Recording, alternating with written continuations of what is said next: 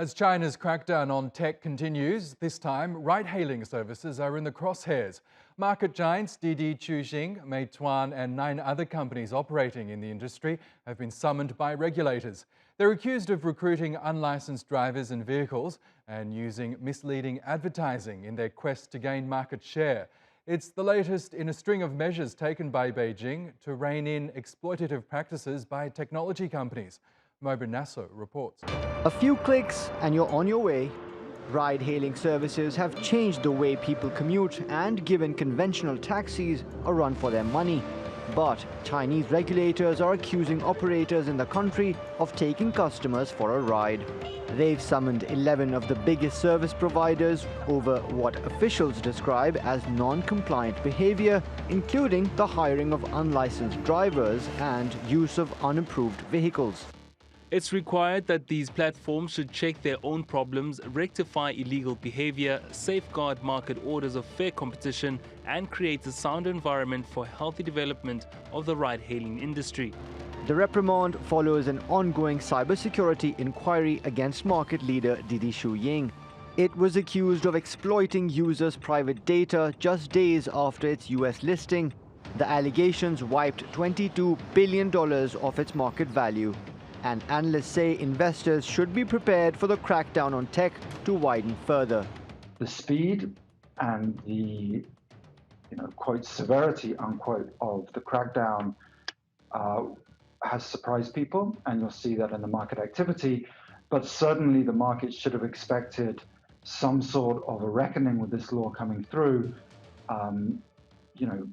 before September. And really, it will be the next days and weeks and maybe even months coming out of this that investors look to take as a guideline as to what these data privacy regulations are going to mean.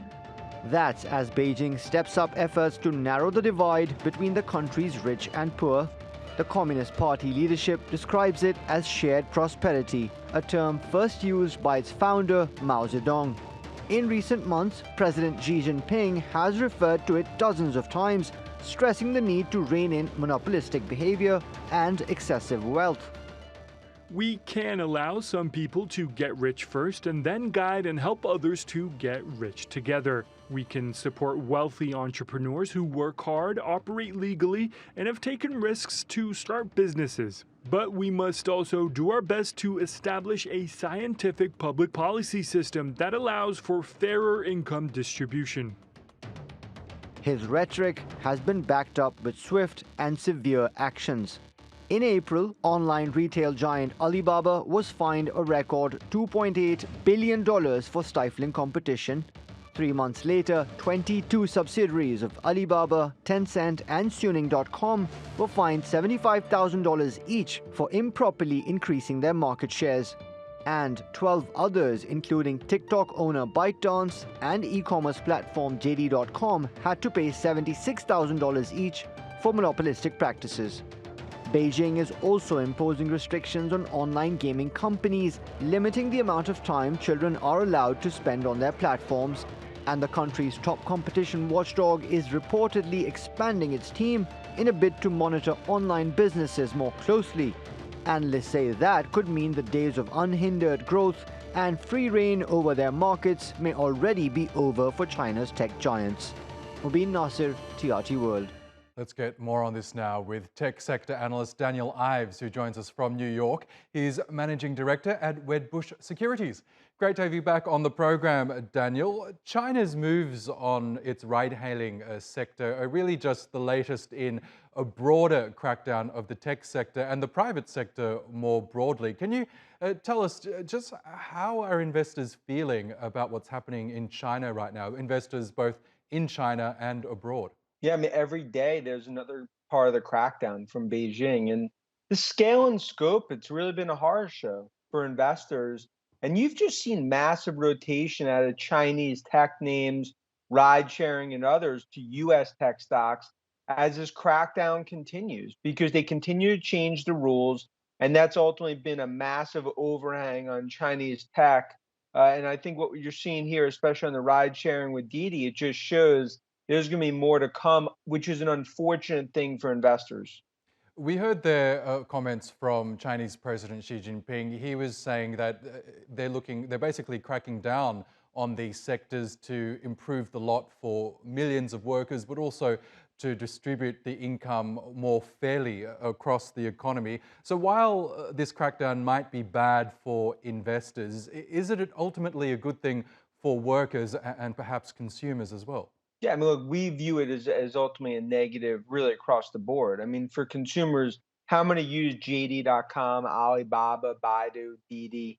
I mean, as someone like myself that spent a lot of time in Asia and, especially in China, these are core companies and really the stalwarts that have led the tech revolution in China, which is why I think you've seen a lot of head scratching, not just among investors, but I could tell you among the companies themselves. And the problem here is that we are going right now through a US-China cold tech war, and what was supposed to really be just a massive year of growth for these companies in China, instead they're continuing to worry about what's happened from Big Brother in Beijing.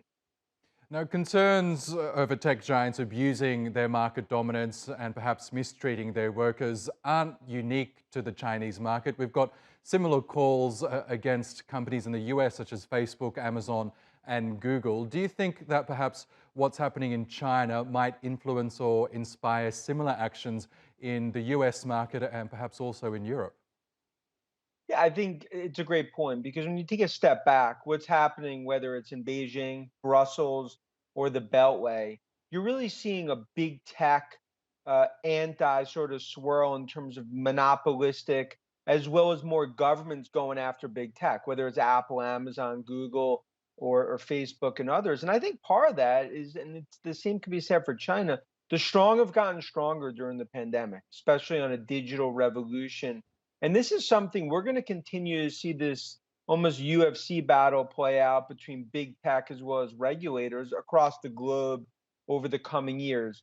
I do think the difference here is that the scale and scope of what we see in China is really changing the business models. That's why right now it's hard for any investor to hold a Chinese tech name.